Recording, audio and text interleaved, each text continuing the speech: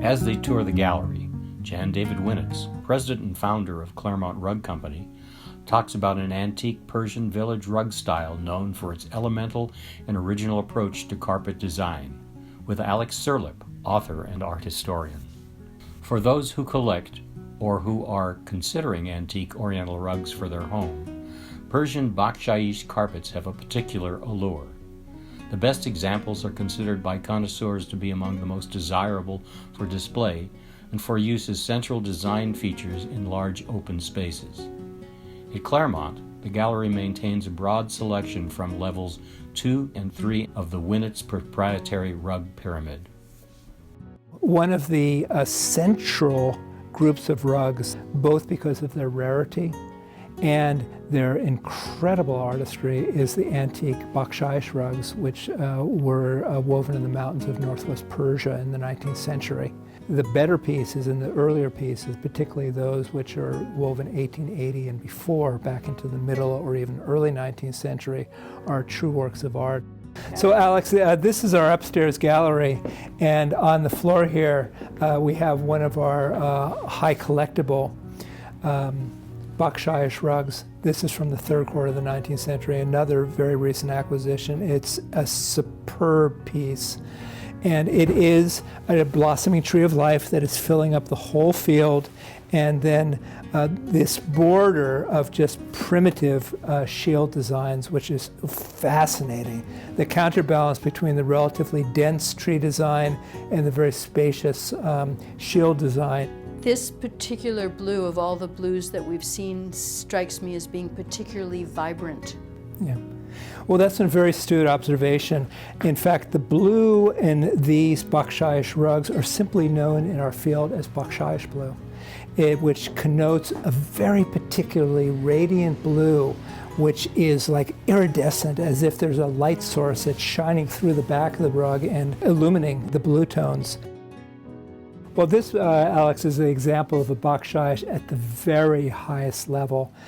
This is a piece, my own private collection, and this is a museum-level Bakshaish, woven at the very beginning of the 19th century. Some of the very early pieces like this are quite totemic in their pattern language, but this is at a level which would very, very seldom ever come up for sale, unfortunately, in today's world.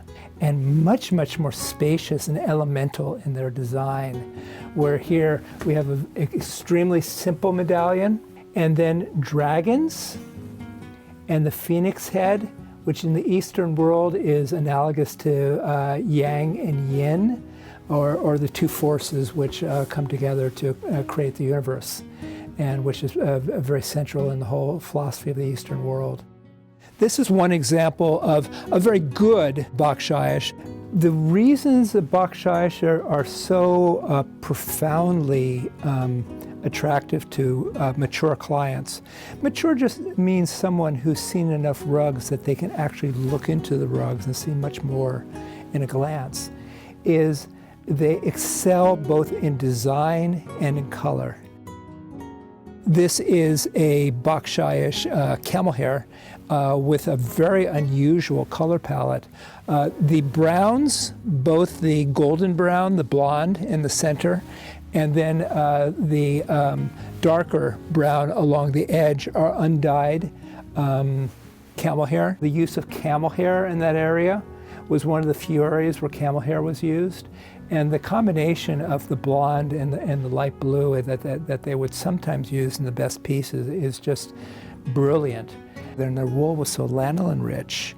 The wool quality is amazing. It's extremely luminous. And as a result, the color is heightened. It has much, much more depth, which I think you can see even on camera in the blues here. For many, the fascination with antique Oriental rugs from the second golden age of Persian weaving is deeply ingrained in understanding and appreciating the symbolism that is central to the philosophy of the villages and people of the Middle and Near East. The allure of antique Persian Bakshaish carpets, with their quixotic, unpredictable designs and masterful dye techniques, offer the homeowner an extraordinary opportunity for creating memorable and personally expressive environments. For the art connoisseur, Bakshaish artistry amplifies other collections in their surroundings, as well as enhancing the residence's architecture, whether contemporary or traditional.